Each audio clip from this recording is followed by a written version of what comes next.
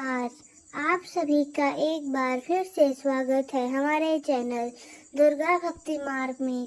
आज मैं आप सभी को सुनाऊंगी हरितालिका तीज व्रत कथा। एक बार भगवान शिव ने पार्वती जी को उनके पूर्व जन्म का स्मरण कराने के उद्देश्य से हरितालिका तीज व्रत के महात्म्य की कथा कही थी। भगवान शंकर ने पार्वती जी से कहा, एक बार जब तुमने हिमालय पर्वत पर जाकर गंगा के किनारे मुझे पति के रूप में प्राप्त करने के लिए कठिन तपस्या की थी, उसी घोर तपस्या के समय नारद जी हिमालय के पास गए तथा कहा कि विष्णु भगवान आपकी कन्या के साथ विवाह करना चाहते हैं। इस कार्य के लिए मुझे उन्होंने यहाँ भेजा है। नारद जी की इस बनावटी बात को तुम्हारे पिता ने स्वीकार कर लिया।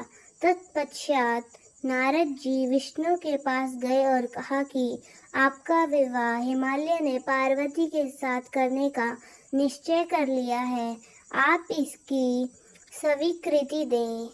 नारद जी के जाने के पश्चात हिमालय ने तुम्हारा विवाह भगवान विष्णु के साथ तय कर दिया है। यह जानकर तुम्हें अत्यंत दुख हुआ और तुम जोर जोर से विलाप करने लगी। एक सखी के साथ विलाप का कारण पूछा, पर तुमने सारा वृत्तांत सुनाया और कहा कि मैं भगवान शंकर के साथ विवाह करने के लिए कठिन तपस्या प्रारंभ कर रही हूँ। उधर हमारे पिता भगवान विष्णु के साथ संबंध तय कर रहे हैं। मेरी कुछ सहायता करो, अन्यथा मैं अपने प्राण त्याग दूंगी। सखी ने सांत्वना देते हुए कहा, मैं तुम्हें ऐसे वन में ले चलूंगी कि तुम्हारे पिता को पता भी न चलेगा कि इस प्रकार तुम सखी के सम्मति से घने जंगल में गई। इधर तुम्हारे पिता हिमालय ने घर में इधर उधर खोजने पर तुम्हें नहीं पाया तो वे चिंतित हुए, क्योंकि नारद से विष्णु के साथ विवाह करने की बात वो मान गए थे। वचन भंग की चिंता से उन्हें मूर्छित कर दिया। तब यह तथ्य जानकर तुम्हारी खोज में लग गए। इधर सखी सहित तुम नदी के किनारे गुफा में मेरे नाम की तपस्या कर रही थी।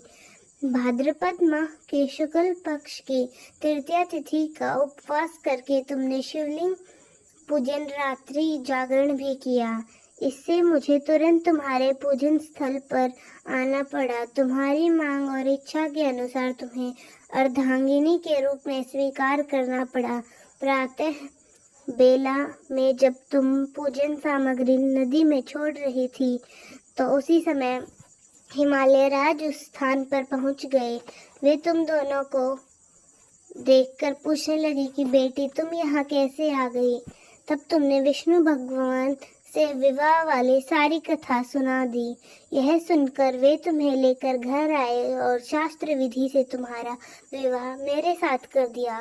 उस दिन से जो भी स्त्री इस व्रत को परम श्रद्धा के साथ करेगी उसे तुम्हारे समान ही अचल सुहाग मिलेगा। तो दोस्तों, कैसी लगी आपको हमारी आज की कहानी? कमेंट्स में ज़रूर बताएं। धन्यवाद।